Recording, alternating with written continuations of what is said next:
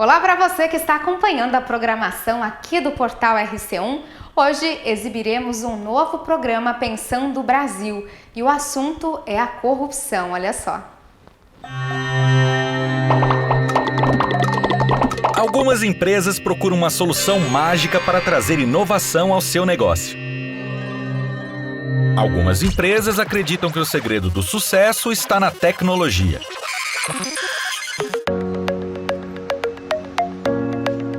Mas as empresas mais competitivas e modernas sabem que o melhor investimento são os jovens talentos. Aprendizes e estagiários trazem a liberdade, a criatividade e a garra de quem está começando a construir uma carreira e quer provar todo o seu potencial. O CIEE possui toda a experiência para auxiliar qualquer empresa a criar um programa de estágio e aprendizagem. Qualquer empresa mesmo. Entre em contato agora com o CIEE e dê um upgrade no seu negócio. CIEE, transformando vidas, construindo futuro.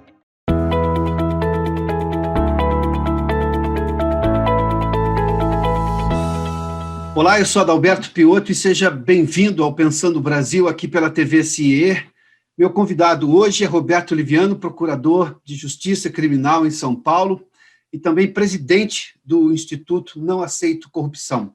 Roberto, seja bem-vindo. Um grande prazer, Adalberto, conversar com você. Uma honra, uma alegria estar aqui conversando no Pensando Brasil. Roberto, é inegável que nós passamos nos últimos anos por uma experiência que muito provavelmente a população brasileira estava aguardando há muito tempo. Um combate firme contra a corrupção e, obviamente, levando gente poderosa à prisão, a julgamento e, posteriormente, depois do julgamento, à prisão. Levando-se em conta os fatos recentes, você acha que nós estamos, neste momento, com o combate à corrupção numa situação muito mais delicada do que estivemos há tempos recentes? Eu vou fazer uma menção muito clara aqui. Lá atrás, o Supremo Tribunal Federal, num tema que ele oscilou bastante, decidiu que não cabe, por enquanto, prisão depois de julgamento e condenação em segunda instância. Até aquele momento, valia. Tanto essa foi a razão que fez muita gente condenada e parar na cadeia. A mesma razão, por uma decisão do Supremo, fez com que essas pessoas fossem colocadas de novo em liberdade. Nós tivemos outra decisão recente do Supremo Tribunal Federal, do ministro Fachin, que era até entendido como muito aliado da Operação Lava Jato, em que tirou todos os processos de Curitiba e os processos vão voltar agora a estaca zero. Levando-se em conta estes fatos, o combate à corrupção está em perigo no país? A meu ver, Adalberto, a melhor forma de analisar isso é no sentido de que nós vivemos um momento crítico do combate à corrupção, né? Nós estamos enfrentando a corrupção, nós estamos colocando o dedo na ferida, nós saímos da posição de um país que era um grande exportador de corrupção, um país que praticava a corrupção em alta escala, passando a ocupar a posição de um país que enfrenta a corrupção sem medo, né?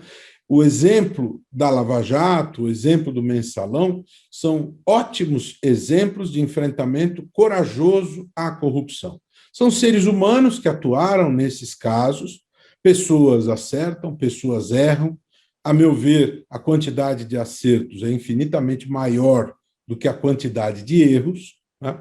No entanto, nós temos aí um conjunto de forças que atua no sentido oposto, para que nós não tenhamos sucesso no combate à corrupção. Eu digo isso porque não adianta você ter procuradores trabalhando com firmeza, você ter gente da Polícia Federal que trabalha com denodo da Receita Federal, se você não tem ajustes legislativos necessários acontecendo no Congresso Nacional. Não adianta tudo isso, e aí você tem uma mudança de posição no Supremo Tribunal Federal que decide que a prisão acontece após o quádruplo grau de jurisdição. Nós não temos quádruplo grau de jurisdição no mundo ocidental democrático. Na França, na Alemanha, na Espanha, na Itália, nos Estados Unidos, onde quer que você vá procurar, Você prende as pessoas após condenação em primeiro grau, no máximo após condenação em segundo grau. Quádruplo não existe. Quádruplo é pacto diabólico com a impunidade. Não tem outra explicação. Quádruplo é conspiração contra a eficiência. Não tem outra explicação. E no Congresso Nacional você tem uma série de movimentos que, infelizmente, estão construindo a colocação da impunidade como um direito das pessoas acusadas. E aí, quando a impunidade ela se torna um direito do acusado, você tem a sabotagem do trabalho que é feito para promover a responsabilidade penal. Eu cito como um bom exemplo a recente proibição estabelecida pelo Congresso Nacional das escutas ambientais. Vamos imaginar que você seja um repórter investigativo e cai nas suas mãos o Watergate brasileiro.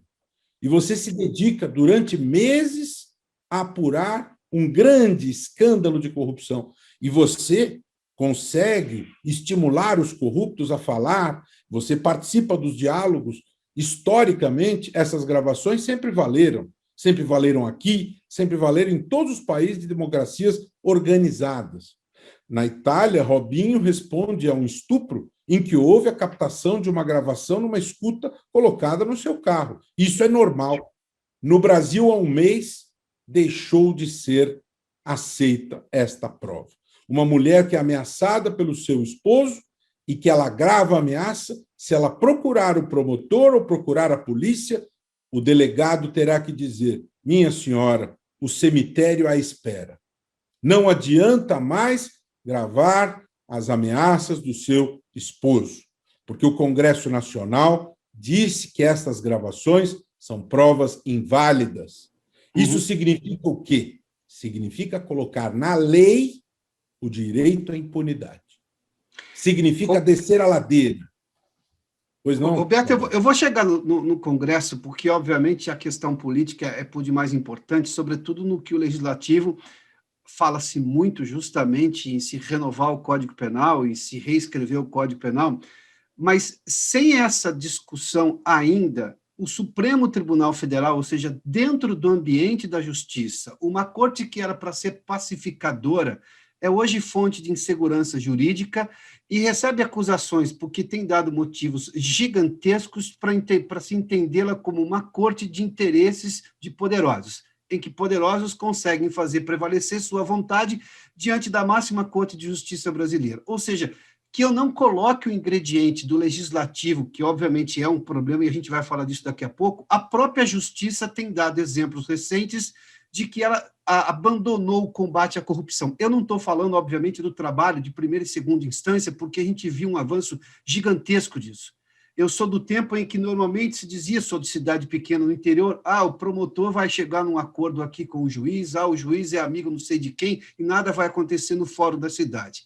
A gente viu um avanço nos fóruns das cidades, na segunda instância, nos estados, e a gente vê descalabros justamente em Brasília, seja no Superior Tribunal de Justiça ou no Supremo Tribunal Federal. Como é que eu vou olhar para o legislativo? Ele não está, digamos, se baseando neste novo entendimento da própria justiça para reescrever a lei contra a corrupção no país? Veja, Adalberto, nós temos um princípio que eu chamo de pedra angular do nosso sistema jurídico, que é o princípio da separação dos poderes. Quando nós vivemos o iluminismo, quando nós organizamos todo o sistema que hoje nós temos, sistema moderno, o sistema em que há a divisão dos poderes, em que eu tenho um legislativo, um judiciário, um executivo, o legislativo ele deve caminhar pelas próprias pernas. O executivo e o judiciário, cada um deles devem caminhar pelas próprias pernas. Nós não podemos ter poderes que vivem à sombra dos demais. Se eu tenho um poder que não caminha pelas próprias pernas, este é um sinal de imaturidade da democracia. O judiciário ele deve decidir interpretando ao caso concreto a vontade abstrata da lei. O legislativo deve elaborar leis que resolvam os problemas do povo. Ele deve regular comportamentos de acordo com a evolução da dinâmica social. Ele não deve se mirar naquilo que se decide no Supremo, é justamente o contrário, né? O rabo do cachorro não pode morder o cachorro. Aliás, nem o cachorro morder o próprio rabo, nada disso é apropriado. Cada um deve cumprir o seu papel, Adalberto, sem ficar olhando pelo retrovisor do lado que o outro está fazendo. Cada um deve cumprir o seu papel. Como é que nós devemos fazer as novas leis? Nós devemos ter atenção em relação àquilo que ocorre na dinâmica social, não é? Recentemente, por exemplo, foi feita uma nova lei criminalizando a perseguição, o stalking. Acho positivo, não é? Você tem esse fenômeno ocorrendo muitas vezes no campo virtual. Acho apropriado que você tenha a punição desse tipo de conduta, porque há aí um dano à liberdade individual. Esse é um bom exemplo do legislador acompanhando uma evolução, um novo comportamento lesivo a um bem jurídico importante que é a liberdade individual, não é? Agora, o legislativo ele não pode deixar de cumprir o seu papel ou cumprir o seu papel levando em conta o que o outro faz ou deixa de fazer. Ele deve ter clareza sobre o que é necessário fazer de acordo com a necessidade da sociedade, não é? Cada um deve ter clareza sobre o seu papel e cumpri-lo visando o bem-estar da sociedade, visando a pacificação da sociedade, visando a prevalência do interesse público, sempre tendo em vista a Carta Constitucional que deve nortear estas decisões, que foi construída para regular esses comportamentos. Se a gente levar em conta o comportamento recente do Supremo Tribunal Federal, e eu vou pegar só 2 pontos, em rever posições que ele mesmo tinha apregoado ao país, que seria seu entendimento, ou seja, é um revisionismo judiciário que chama atenção num curto espaço de tempo. A sociedade não mudou, o Supremo muda a sua opinião, não sei baseado em quê. E, obviamente, a insegurança jurídica que isso tudo gera. Indo agora para a questão do legislativo, onde é que eu posso ter limitadores à atuação do judiciário no legislativo, porque parece que o judiciário se tornou um poder inatingível, inalcançável e acima de todos, e isso não faz sentido dentro de uma democracia, mas ao mesmo tempo em que o legislativo começa a rever o Código Penal e reescrevê-lo a uma maneira que seria piorar o atual Código Penal, que é objeto de críticas severas já há algum tempo. Muito bom, é muito interessante a sua pergunta, né? Veja, eu não acho interessante socialmente que as decisões do judiciário, ao interpretar a vontade abstrata da lei, elas fiquem engessadas e sejam imutáveis, de maneira nenhuma, né? É plausível, é razoável, é justo que as interpretações dadas pelo judiciário possam ser modificadas. No entanto, como você bem colocou na sua própria pergunta, é necessário que haja segurança jurídica. E, especialmente, o Supremo Tribunal Federal, a Corte Constitucional, ela tem o dever de oferecer à sociedade, de uma maneira muito clara, de uma maneira muito firme, realmente, esta segurança jurídica. O que se espera do Supremo é a segurança jurídica, é que o Supremo seja realmente o guardião da Constituição. Não é que ele seja uma instância recursal, revisora de decisões dos tribunais de justiça, instância revisora do STJ, não é isso que se espera do Supremo. É que ele seja realmente aquele organismo que oferece essa segurança jurídica, essa estabilidade, que ele seja o grande guardião da Constituição. Então, não é razoável, Piotr, que nós tenhamos este revisionismo sem motivo algum, passado pouco tempo. E esse caso aí da prisão após condenação em segunda instância é um bom exemplo disso. Não é sem razão que nós temos a deusa Têmis, com os olhos vendados, simbolizando a justiça. Porque a justiça deve ser distribuída para todos igualmente, independentemente das suas características. Quem é o destinatário, qual é o seu sexo, qual é a sua condição social, política ou econômica. Todos e todas a que se destina à justiça devem ser tratados de maneira igual. Temes tem os olhos vendados porque o tratamento deve ser o mesmo, não é? Entanto, infelizmente, eu tenho a impressão que muitas vezes, dependendo de quem está sentado no banco dos réus, a venda pode ter sido retirada e pode ter precipitado este processo, fazer com que o revisionismo, infelizmente, se acelere. E isso não é bom. Inclusive, eu vou acrescentar aí na sua pergunta, com ousadia, a minha visão no sentido de que o sistema de escolha dos ministros do Supremo, ao meu ver, precisaria ser revisto no Brasil. Eu vejo como um bom modelo o modelo alemão, em que há mandato para os ministros do Supremo. Acho que essa seria uma mudança interessante para o Brasil.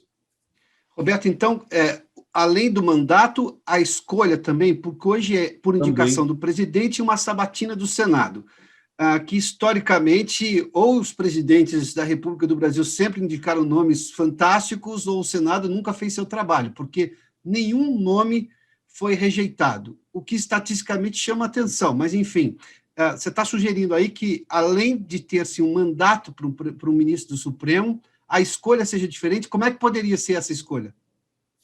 Veja, eu não sou o dono da verdade em relação a esta fórmula. Existe uma proposta de emenda à Constituição do senador Lazier Martins, que é muito interessante. Ele fala de mandato, ele fala da desconcentração do poder de escolha, e eu penso que esse é o ponto, Piotr. Sempre que você concentra o poder, em qualquer que seja a situação, você cria um ambiente em que o risco de corrupção aumenta. Concentração de poder e opacidade são dois elementos que geram aumento do risco de corrupção, em geral, né? Então, nessa situação específica, eu acho que a desconcentração do poder de escolha do ministro do Supremo poderia ser saudável. Eu envolveria mais instituições nessa escolha. Ou, no mínimo, que o poder não ficasse tão amplo, né? Que o presidente recebesse uma lista, por exemplo, sêxtupla, né? Que as instituições pudessem ter a possibilidade de indicar para vir gente da academia, gente indicada pelo próprio Supremo, gente indicada pelo Ministério Público, pela OAB, pela magistratura, pela Defensoria Pública, uma lista plural, né, que viesse com nomes chancelados por fontes variadas, que viesse uma lista sêxtupla para o presidente, que fosse uma lista muito bem construída, legitimada por fontes variadas. Aí o presidente tem nas mãos uma lista que vem com a legitimação e aí ele escolhe um desses 6 nomes. E aí um desses 6 nomes que ele indica, aí uma sabatina de verdade pelo Senado, porque você tocou muito bem neste ponto. Já houve rejeição na República Velha, quando o presidente indicou o nome de médicos, e aí houve a rejeição, mas isso é coisa antiquíssima, né? E aí, indicar médico para ministro do Supremo realmente é uma questão complicada, né? Então, nós precisaríamos do Senado cumprindo o seu papel, não cumpre, é tapinha nas costas, é chancela no nome indicado, isso é totalmente impróprio, deveria ser uma sabatina de verdade, permitirmos a presença da sociedade civil nesta sabatina, para as pessoas saberem o que pensa o candidato. Os temas espinhosos deveriam ser apresentados, indagados a esse candidato, e o nome não poder ser tirado do fundo da cartola livremente. O presidente, por exemplo, indicou o procurador Augusto Aras, e esse nome foi tirado do fundo da cartola. Havia uma lista tríplice indicada pela Associação dos Procuradores, havia 10 nomes candidatos, eles percorreram o país, debateram, aí houve uma lista tríplice, o presidente recebeu, e ele nem dos 3, nem dos 10. O nome veio do fundo da cartola.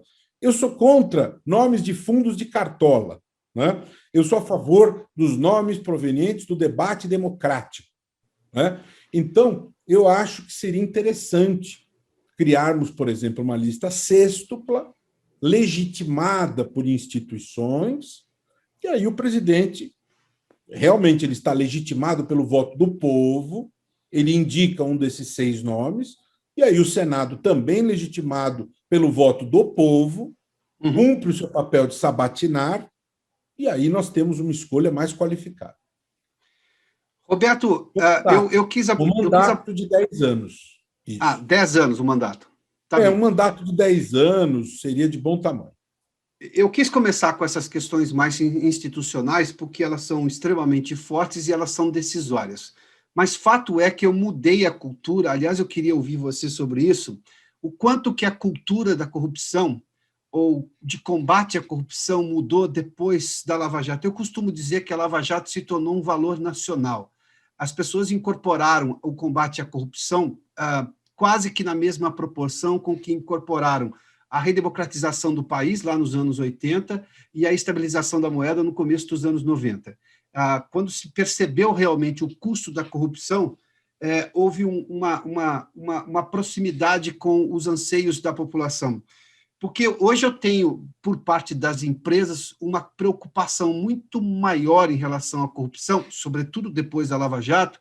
Se eu vejo um recuo no Supremo Tribunal Federal, se eu vejo riscos ainda na gestão pública, eu vejo avanços nas empresas. Por que a gente tem essa diferença? Por que as empresas estão sendo mais céleres e diligentes em relação no combate à corrupção, seja com compliance, seja aderir a esse movimento ESG, que é uma questão de preocupações de meio ambiente, sociais e da governança em si? Por que eu tenho essa divisão do que se pode chamar da sociedade? Porque o governo faz parte da sociedade também. É uma questão muito interessante, Piotr. Nós, no passado, tivemos a questão da sustentabilidade, né? Foi apresentada a questão da sustentabilidade, a questão da responsabilidade social, Sim. Depois foi apresentada a questão do compliance, né?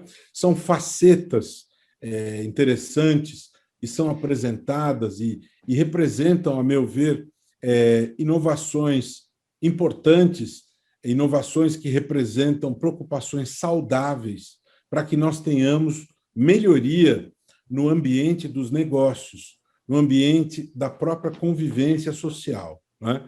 Tudo isso vai se discutindo, vai se apresentando, vai gerando reflexões e melhorias em geral. No entanto, isso é muito complicado, isso não acontece de um momento para o outro, isso é algo que vai se consolidando com o passar do tempo. Isso é um processo lento, um processo gradual, um processo complicado, difícil, que vai sendo assimilado ao longo do tempo, né? Eu diria que a Lava Jato cumpriu um papel relevante, a Lava Jato enfrentou a corrupção do andar de cima, né? Apesar das narrativas que foram construídas naturalmente por parte daqueles atingidos por todos esses trabalhos, principalmente a partir daqueles diálogos que foram vazados, obtidos de maneira criminosa, cujo conteúdo não foi confirmado pelos interlocutores e que também a polícia disse que não tinha condições de atestar, que não foram objeto de edição, né? A partir disso, muitas narrativas, Piotr, foram construídas com o objetivo de desmoralizar o trabalho da Lava Jato. Serviu de prova para o Supremo Tribunal Federal considerar o juiz Sérgio Moro suspeito, inclusive, o que chama a atenção, por ministros tidos como garantistas, por sinal. Pois é, a questão do garantismo é interessante, porque se você observar cientificamente, dentro do campo do direito penal e do processo penal, o garantismo ele significa uma preocupação muito rigorosa no que diz respeito ao rito processual, às garantias do rito processual, do devido processo legal, no que diz respeito ao acusado e também no que diz respeito à proteção do bem jurídico lesado em relação à vítima. O garantismo ele tem a dupla faceta. No entanto, quando você vê essas referências ao garantismo, você vê elas mencionando apenas a figura do acusado, né? E o garantismo que diz respeito à figura da vítima? Onde é que fica, né? Você falou algumas vezes da reforma, está se falando da reforma para se construir um novo Código de Processo Penal, né? Nesta reforma, cujo relator é o deputado João Campos, eu não vejo preocupação séria, preocupação rigorosa com a pessoa da vítima. Tanto é que eu te falei agora há pouco sobre essa questão da mudança grave. Essa seria uma oportunidade, por exemplo, de corrigir isto, né? De corrigir, porque é uma barbaridade você não permitir à vítima que colha a prova, que grave uma ameaça que ela está sofrendo. No mundo todo isso é permitido. Você tem que permitir à vítima. Isso até é uma questão de autodefesa para a vítima. Como é que você não vai permitir? Existem tratados, o Tratado da ONU, a Convenção de Proteção à Vítima, que não está sendo respeitada neste relatório do deputado João Campos. A vítima não pode ser tratada como um objeto no processo penal. Ela tem que ser respeitada, acolhida, protegida. E ela não está sendo protegida neste texto do relator. Inclusive, o Ministério Público, depois de todo aquele debate, Piotr, sobre o poder de investigação, e que, ao final, o Supremo decidiu que o MP tem pleno poder de investigação, o Congresso decidiu, o Brasil já tinha assinado o Tratado de Roma, MP pleno poder de investigação, vem esse relatório e retrocede. Não. Só investigações suplementares. Ah, tá certo. Se o Hélio Bicudo não tivesse sido pleno no poder de investigação do Esquadrão da Morte, Piotr, aquilo teria ficado totalmente impune. Quem investigou foi o Ministério Público, ninguém mais. Roberto, você fez menção a uma expressão aí, retrocesso. Diante dos exemplos do poder público, e eu estou falando da justiça, especialmente da justiça, eu não corro o risco de ter um retrocesso no combate à corrupção por parte das empresas, porque elas foram extremamente cobradas na Lava Jato. A gente viu uma série de impérios caírem justamente por causa disso. E estes impérios, na verdade, aliás, os críticos à Lava Jato diziam que o combate à corrupção acabou com a economia brasileira. Eles não contam o custo da corrupção na competitividade brasileira, no quanto que a gente perde, no quanto que a gente vitima pessoas, bom, enfim. Eu não corro o risco de ter um retrocesso agora também nessa parte da sociedade, ou seja, das empresas, porque o Supremo Tribunal Federal não tem dado exemplos de combate diligente à corrupção? Uma outra pergunta muito importante, Piotr. O ex-presidente Lula tem dito e repetido, desde aquela decisão do Supremo, que o tornou novamente elegível, mas não o absolveu. Esse é um esclarecimento importante. O ex-presidente Lula não foi absolvido. Ele recuperou a elegibilidade, mas ele continua na condição de acusado. Se ele ainda é acusado, ele não foi absolvido. Houve uma anulação processual, o processo voltou a estaca zero, mas ele continua acusado. Ele só terá sido absolvido quando o mérito for enfrentado e se decidir que ele é inocente. Ele não foi inocentado. No entanto, o ex-presidente Lula, que ainda é acusado, tem dito que a Lava Jato destruiu a economia do país, que gerou um mar de desemprego, etc, etc, etc. É uma boa oportunidade, com todo respeito ao ex-presidente Lula, que é um personagem da história política do Brasil, mas eu divirjo desta posição dele. E eu me vejo muito bem acompanhado na minha divergência. Aliás, eu já me vejo bem acompanhado pelo artigo 5º da Convenção da OCDE, da qual o Brasil é subscritor. Basta ler a Convenção da OCDE, de 1997, ao examinarmos o artigo 5º, lá consta muito claramente que não se pode deixar de punir atos de corrupção sob a alegação de danos à cadeia econômica produtiva. Uhum. Então, a essência do argumento dele é de que tem que se olhar para a economia e que não se pode, porque eu fico com a impressão, olhando ele dizendo, ele falando essas coisas, que parece que os procuradores, os juízes, os policiais tinham que ver a corrupção acontecendo e deveriam prevaricar, não deveriam agir. Nada disso. Óbvio que nós podemos, Piotr, sempre melhorar a legislação para que tenhamos uma punição cada vez mais precisa. Podemos pensar em instituir na lei, por exemplo, a perda do controle acionário, do mal executivo que pratica a corrupção. Nós podemos pensar em muitas coisas para aprimorar a legislação. Agora, o MP, a magistratura, a Polícia Federal, a Receita Federal agiram exemplarmente dentro da lei. O empresário honesto, ele espera que a corrupção seja investigada e punida. Você não pode prevaricar, você tem que agir corretamente. Não há outro caminho. É o caminho que deve ser efetivamente seguido. Então, eu, com todo respeito, eu divirjo. Né?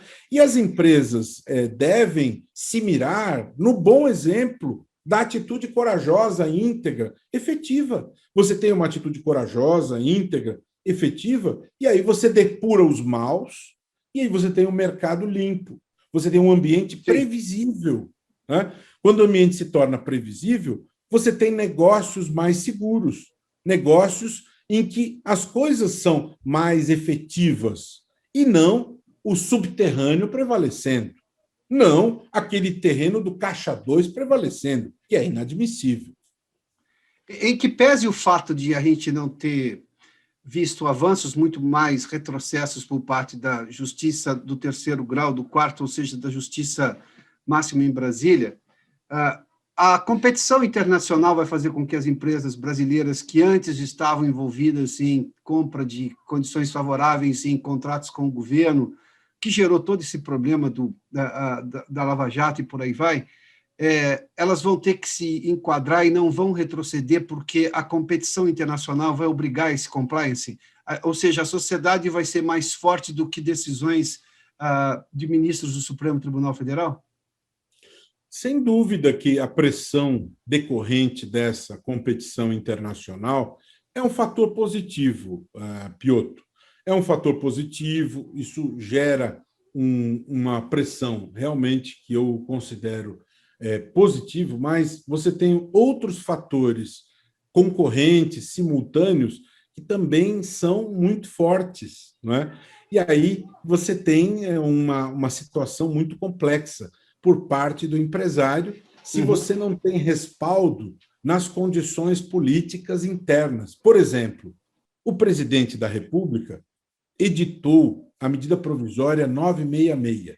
Se você se debruçar sobre ela, você vai ver que no texto consta algo que Temer não fez, Lula não fez, o Collor, que foi afastado do poder por corrupção, não fez. O que consta lá?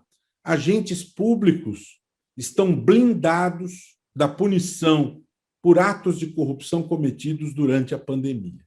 Enquanto a sociedade clama por rigor punitivo em relação à corrupção, um presidente que chegou ao poder comprometendo-se com o povo que ele seria rigoroso no combate à corrupção, por medida provisória, ele blinda agentes públicos que cometam corrupção durante a pandemia.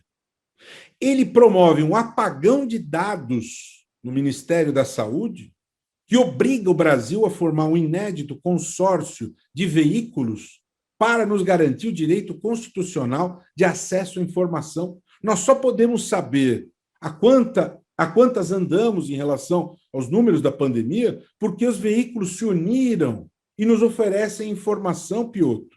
Isso é uma aberração. Né? Esse mesmo governo editou a medida provisória 924, que trancou as portas do Ministério da Saúde para a sociedade, para a obtenção de informações que são devidas. Foi necessário ir ao Supremo Tribunal Federal e derrubar essa medida provisória, que é afrontosa à Constituição. Então, por mais que a pressão internacional seja positiva para gerar este fator que você apontou, você tem fatores internos que são muito, muito complicados e que competem, né?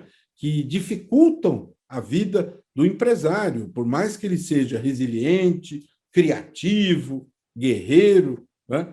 Não é uma situação fácil. Tanto é assim que a OCDE, que é talvez um dos mais importantes organismos multilaterais do mundo, e é absolutamente decisivo nesse pós-pandemia do mundo, em matéria de empréstimos internacionais, a OCDE está muito apreensiva com o Brasil, mandou um grupo de monitoramento ao Brasil, Sim. vem observando o que se passa aqui e decidiu instalar um grupo de monitoramento à nossa ação anticorrupção, representantes dos Estados Unidos, da Noruega e da Itália, porque está havendo retrocessos graves na ação anticorrupção do Brasil. Isso não é obra do acaso, infelizmente. Isso não aconteceu assim do nada. Isso aconteceu porque o Brasil vem tomando decisões terrivelmente ruins no que diz respeito a esse tema, e a última delas foi a desativação da força-tarefa da Lava Jato pela Procuradoria-Geral da República, né? Como se a corrupção não existisse mais aqui.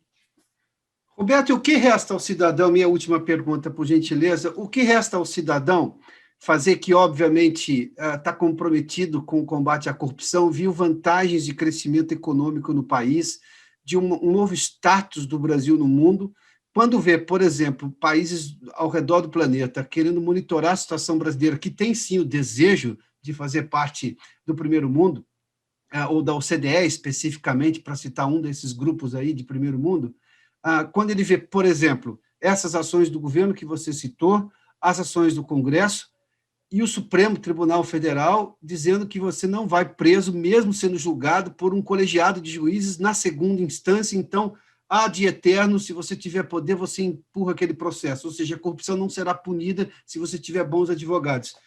O que resta ao cidadão fazer numa hora dessa? Porque eu posso, sim, pela lógica da democracia brasileira, trocar o presidente da República, trocar parlamentares. Eu não consigo mexer no Supremo Tribunal Federal. Por mais que ele seja um nome indicado pelo presidente, que será eleito na próxima eleição, eu tenho juízes ali que vão ficar por muitos anos e que foram, digamos, escolhidos numa prática que hoje está sendo danosa e mostrando-se danosa ao país. O que resta ao cidadão?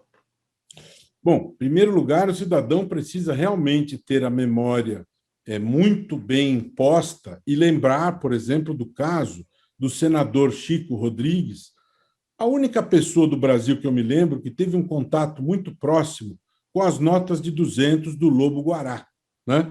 Todo mundo se lembra onde que as notas foram encontradas no seu corpo, né? Nas suas cuecas e nas suas nádegas, né? Nenhum de nós teve contato com as notas de 200, mas o senador Chico Rodrigues, em seu poder foram encontrados R$33 mil, que até agora não houve uma explicação decente para isso, e ele retornou ao seu mandato de mansinho quando um novo escândalo surgiu, né? Também precisamos nos lembrar que o líder do governo, Ricardo Barros, veio a público, dando entrevista, defendendo a plenos pulmões, com muita fé, na crença do nepotismo como uma política de Estado, ou seja, contratar parentes e não as pessoas eficientes, comprometidas com a eficiência do Estado. Devemos nos lembrar do deputado Arthur Lira, que quis aprovar aquela proposta de emenda à Constituição de não serem atingidos os congressistas a PEC da blindagem, né, que ninguém pode ser tocado. Então, as pessoas precisam ter a memória boa em relação a esses fatos e saberem o seguinte: em outubro de 2022, o Brasil elegerá não só um novo presidente da República, mas também 27 governadores, 513 senadores, 513 deputados federais e mais muitos deputados estaduais. Os deputados estaduais, por mais que as pessoas não percebam, eles acabaram de decidir o impeachment de Wilson Witzel, governador do Rio de Janeiro, né? Os senadores têm o poder de decidir quem será ou não será o ministro do Supremo Tribunal Federal. Portanto, há uma medida muito importante a ser tomada, Piotr. As pessoas não podem aderir a este chamamento tirânico de fechamento do Congresso Nacional. As pessoas não podem aderir a esse chamamento tirânico de fechamento do Supremo. Isso não é solução. Isso é a tirania, isto é a supressão do Estado de Direito. As pessoas devem ter consciência nas escolhas, devem ter responsabilidade, devem ter clareza que o Brasil é um país que tem mais da metade da população de mulheres, deve ter espaço para as mulheres no poder, espaço para os negros, ter diversidade no exercício do poder e escolha. Existem boas pessoas na cena política que podem nos representar de maneira muito positiva. Deve haver um cuidado muito rigoroso nesta busca. Não se pode dar espaço para fichas cinza clara, cinza médio, cinza escuro. Qualquer mácula, por menor que seja, deve gerar o risco neste nome nas escolhas. Só a pessoa de passado absolutamente intacto pode merecer o voto do brasileiro. Não podemos permitir, como ocorreu em Cocal, no Piauí, que o indivíduo veio a público dizendo: sou um homem bom, porque eu roubo muito menos que o prefeito em exercício. Ou seja, todo mundo rouba. Eu sou bom porque eu roubo menos. Quem pode mudar esse estado de coisas é o eleitor na hora do voto. Ele pode decidir. Quem rouba qualquer coisa que seja, não vai ter meu voto. Quem tem investigações, como, por exemplo, o senador Renan Calheiros, 9, é réu no Supremo, não, eu não quero esse tipo de pessoa me representando. Não. Deputados que têm investigações, não quero esse tipo de gente. É o povo que deve decidir. E eu digo mais, eu sou defensor da tese, máximo 2 mandatos. Está 2 mandatos? Ah, mas ele vai bem. Ah, ele vai bem? Ótimo, uma salva de palmas, uma cocada de presente para ele. Meu amigo, obrigado. Vá descansar, vá se recolher. O povo agradece seu mandato. Vamos oxigenar a política. Vamos dar oportunidade a pessoas novas. Máximo 2 mandatos. Ah, mas a Constituição não proíbe. Mas o botão da urna nos permite fazer isto. Máximo 2. No Executivo é assim, no Legislativo pode ser também. Ninguém é Nós influenciamos muita gente, família, amigos, redes sociais. O povo tem o poder nas mãos, basta exercê-lo. Roberto Liviano, procurador de Justiça Criminal em São Paulo, presidente do Instituto Não Aceito Corrupção. Muito obrigado pela gentileza de nos atender aqui no Pensando Brasil. Muito obrigado, a honra é minha, um grande privilégio para mim, espero todo mundo lá seguindo a mim, Roberto Liviano Oficial, lá no Instagram, e o Não Aceito Corrupção lá no Instagram, será uma grande alegria nos conectarmos a todos vocês. Um grande abraço e até a próxima. Obrigado, Roberto, até uma próxima.